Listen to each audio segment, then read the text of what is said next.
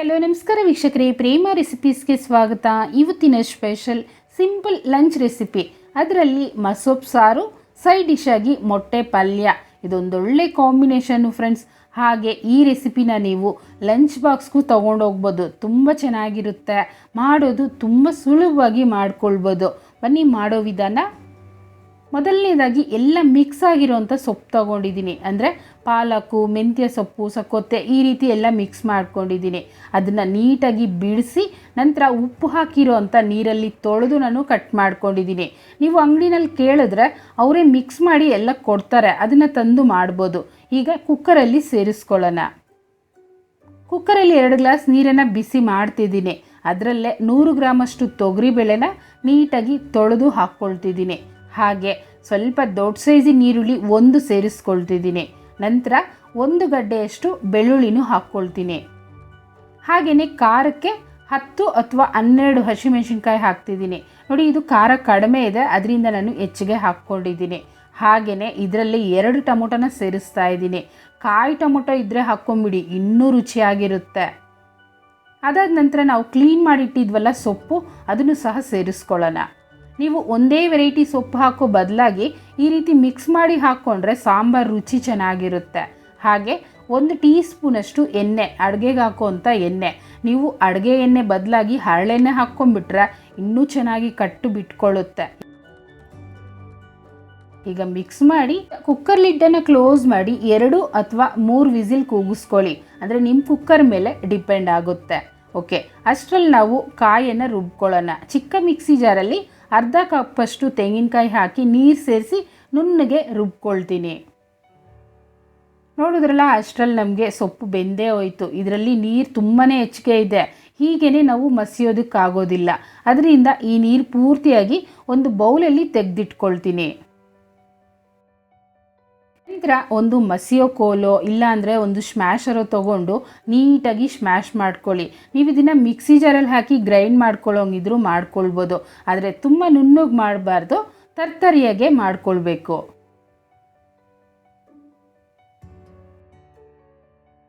Okay, ಇದು ಸಹ ready ಆಗೋಯ್ತು. ಇದರಲ್ಲೇ ನಾವು ಸೈಡಲ್ಲಿ ತೆಗೆದಿಟ್ಟಿದ್ವಲ್ಲ ನೀರು, ಅದೇ ನೀರನ್ನು ಹಾಕ್ಕೊಳ್ಳೋಣ. ಅಂದರೆ ಈ ನೀರೇನಾದರೂ ನಿಮಗೆ ಹೆಚ್ಚಿಗೆ ಇತ್ತು ಅಂದರೆ ಅದರಲ್ಲಿ ರಸಮ್ ಮಾಡ್ಕೊಂಬಿಡಿ, ತುಂಬ ರುಚಿಯಾಗಿರುತ್ತೆ. ಈಗ ನಾವು ಕಾಯಿ ರುಬ್ಬಿಟ್ಟಿದ್ವಲ್ಲ, ಅದನ್ನು ಸಹ ಸೇರಿಸ್ಕೊಳ್ಳೋಣ. ಈ ಮಸೊಪ್ಪು ಸಾರಿಗೆ ತೆಂಗಿನಕಾಯಿ ರುಬ್ಬಿಟ್ಟು ಹಾಕಿದ್ರೆ ತುಂಬ ಚೆನ್ನಾಗಿರುತ್ತೆ ಫ್ರೆಂಡ್ಸ್. ನೀವು ತುರಿದ್ಬಿಟ್ಟು ಹಾಕ್ತೀನಿ ಅಂದರೂ ಅದು ಹಾಕ್ಕೊಳ್ಬೋದು. ರುಚಿಗೆ ತಕ್ಕಷ್ಟು ಉಪ್ಪನ್ನು ಹಾಕಿ ನೀಟಾಗಿ ಮಿಕ್ಸ್ ಮಾಡ್ಕೊಳ್ತೀನಿ. ತುಂಬ ಗಟ್ಟಿ ಇದೆ ಅನಿಸಿದ್ರೆ ಇನ್ನೂ ಸ್ವಲ್ಪ ನೀರನ್ನು ಸೇರಿಸ್ಕೊಳ್ಳಿ. ನಮಗೆ ಗಟ್ಟಿಯಾಗಿ ಇರಬೇಕು ಅಂದರೆ ಹೀಗೇ ಬಿಟ್ಕೊಳ್ಬೋದು. ಈಗ ನಾನು ಸ್ವಲ್ಪ ನೀರನ್ನು ಹಾಕ್ಕೊಳ್ತೀನಿ. ನಾನು ರೈಸಿಗೆ ಮಾಡ್ತಾ ಇರೋದ್ರಿಂದ ಸ್ವಲ್ಪ ನೀರಾಗಿ ಮಾಡ್ಕೊಳ್ತೀನಿ. ನೀವು ಮುದ್ದೆಗೆ ಮಾಡೋದಾದರೆ ಒಂದು ಸ್ವಲ್ಪ ಗಟ್ಟಿಯಾಗಿ ಮಾಡ್ಕೊಳ್ಳಿ, ಚೆನ್ನಾಗಾಗುತ್ತೆ. ಈಗ ಪೂರ್ತಿ ಮಿಕ್ಸ್ ಮಾಡಿ ಇದನ್ನು ಸೈಡಲ್ಲಿ ಇಟ್ಟು ಒಗ್ಗರಣೆ ಹಾಕ್ಕೊಳ್ಳೋಣ. ಒಂದು ಪಾತ್ರೆಯಲ್ಲಿ 1 ಟೇಬಲ್ ಸ್ಪೂನಷ್ಟು ಎಣ್ಣೆ ಹಾಕ್ಕೊಳ್ತಿದ್ದೀನಿ. ನೀವು ಎಣ್ಣೆ ಬದಲಾಗಿ ತುಪ್ಪದಲ್ಲಿ ಹಾಕ್ಕೊಂಬಿಟ್ರು ಚೆನ್ನಾಗಿರುತ್ತೆ. ನಾನು ಲಾಸ್ಟಲ್ಲಿ ತುಪ್ಪನ ಸೇರಿಸ್ತಿದ್ದೀನಿ. ಈಗ 1 ಟೀ ಸ್ಪೂನಷ್ಟು ಜೀರಿಗೆ, ಹಾಗೆ ಒಂದು 7-8 ಎಸಳಷ್ಟು ಬೆಳ್ಳುಳ್ಳಿನ ಚಚ್ಚಿಬಿಟ್ಟು ಹಾಕ್ಕೊಂಡಿದ್ದೀನಿ. ಮಿಕ್ಕಿದನ್ನು ಮೊಟ್ಟೆ ಪಲ್ಯಕ್ಕೆ ತೆಗೆದಿಟ್ಕೊಳ್ತಿದ್ದೀನಿ. ಹಾಗೆ 1 ಕಡ್ಡಿ ಕರಿಬೇವು, ನಂತರ ಅರ್ಧ ಈರುಳ್ಳಿನ ಕಟ್ ಮಾಡಿ ಹಾಕ್ಕೊಳ್ತಿದ್ದೀನಿ. ಚಿಕ್ಕ ಈರುಳ್ಳಿ ಆದರೆ 1 ಹಾಕ್ಕೊಳ್ಳಿ. ಈಗ ಇದು ಪೂರ್ತಿ ಘಮ ಬರೋವರೆಗೂ ಫ್ರೈ ಮಾಡ್ಕೊಳ್ಳೋಣ. ನಾವು ಒಗ್ಗರಣೆ ಎಷ್ಟು ಚೆನ್ನಾಗಿ ಹಾಕ್ತೀವೋ ಯಾವುದೇ ಸಾರಾದರೂ ಅಷ್ಟೇ ರುಚಿಯಾಗಿರುತ್ತೆ. ಈಗ ನಾವು ಬೇಯಿಸಿಟ್ಟಿರೋ ಅಂಥ ಸಾರನ್ನು ಸೇರಿಸ್ಕೊಳ್ಳೋಣ. ಈ ಸಾರು ಯಾವ ರೀತಿ ಬೇಯಿಸಬೇಕು ಅಂದರೆ ಸ್ಟವ್ ಮೀಡಿಯಮ್ ಫ್ಲೇಮಲ್ಲಿ ಇಡಬೇಕು. ಹಾಗೆ ಕೈ ಬಿಡ್ದಿರ ಮಿಕ್ಸ್ ಮಾಡ್ಕೊಳ್ತಾ ನಿಧಾನಕ್ಕೆ ಬೇಯಿಸ್ಕೊಳ್ಬೇಕು.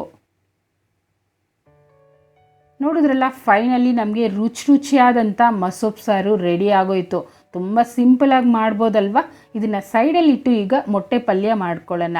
ಒಂದು ಪ್ಯಾನಲ್ಲಿ 1 ಟೇಬಲ್ ಸ್ಪೂನಷ್ಟು ಎಣ್ಣೆ ಹಾಕ್ಕೊಂಡಿದ್ದೀನಿ. ಹಾಗೆ ನಾವು ಬೆಳ್ಳುಳ್ಳಿ ಚಚ್ಚಿಟ್ಟಿದ್ವಲ್ಲ, ಅದನ್ನು ಸೇರಿಸ್ಕೊಳ್ತೀನಿ. ನಂತರ 1 ಕಡ್ಡಿಯಷ್ಟು ಕರಿಬೇವನ್ನು ಹಾಕ್ಕೊಳ್ತೀನಿ. ಹಾಗೆಯೇ 2 ಹಸಿಮೆಣಸಿನ್ಕಾಯಿನ ಕಟ್ ಮಾಡಿ ಹಾಕ್ಕೊಳ್ತೀನಿ.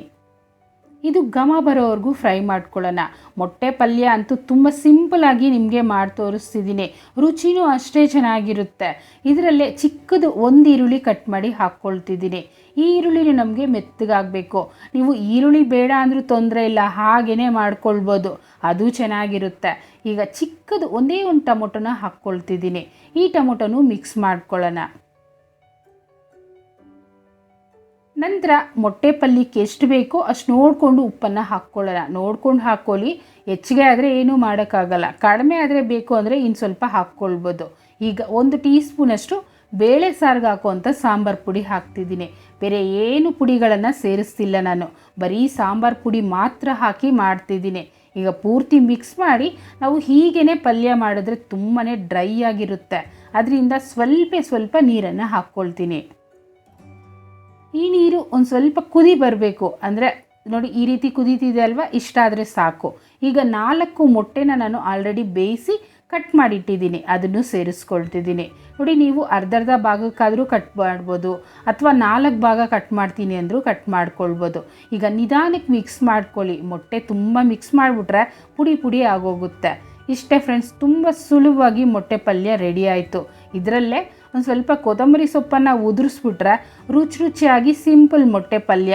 ಇದನ್ನು ನೀವು ಸೈಡ್ ಡಿಶ್ ಆಗಿ ಅಂತಲ್ಲ, ಚಪಾತಿ ಜೊತೆನೂ ಮಾಡ್ಕೊಳ್ಬೋದು, ಅದು ಸಹ ತುಂಬ ಚೆನ್ನಾಗಿರುತ್ತೆ.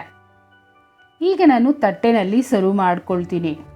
ನೋಡಿದ್ರಲ್ಲ, ಎಷ್ಟು ಸಿಂಪಲ್ ರೆಸಿಪಿ ಅಲ್ವಾ? ನೋಡ್ತಿದ್ರೆ ನಿಮಗೂ ಮಾಡ್ಕೊಳ್ಬೇಕು ಅನ್ನಿಸ್ತಿದೆಯಾ? ಇದ್ರ ಮೇಲೆ ಏನಾದರೂ ಒಂದು ಸ್ವಲ್ಪ ತುಪ್ಪ ಹಾಕ್ಕೊಂಡ್ಬಿಟ್ರೆ ಅಂತೂ ಎಷ್ಟು ಚೆನ್ನಾಗಿರುತ್ತೆ ಅಂತೀರಾ. ಖಂಡಿತ ಒಂದು ಸಲ ಟ್ರೈ ಮಾಡಿ ಹೇಗಿತ್ತು ಅಂತ ಕಮೆಂಟ್ ಮಾಡಿ. ಹಾಗೆ ಲೈಕ್ ಮಾಡಿ, ಶೇರ್ ಮಾಡಿ.